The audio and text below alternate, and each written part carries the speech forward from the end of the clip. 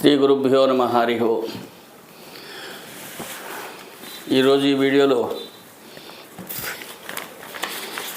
భీష్మ ఏకాదశి ఏమిటి, అసలు భీష్మ ఏకాదశి ఎందుకు వచ్చింది, భీష్ముడు ప్రాణత్యాగం చేసిన రోజున ఏకాదశేనా కాదా అనేది తెలుసుకుందాం. భీష్మ ఏకాదశి రోజున చేయవలసిన పనులు ఏమిటి అనేది కూడా తెలుసుకుందాం. భీష్మ ఏకాదశి భీష్ముడు మాఘశుద్ధ అష్టమి రోజున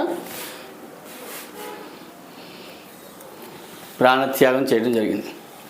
అంటే తను నిశ్చయించుకున్నటువంటి సమయం అది. ఎందుకంటే ఆయనకి స్వచ్ఛంద మరణం అనేటువంటి కోరిక తండ్రి ఇవ్వడం వల్ల వచ్చినటువంటిది.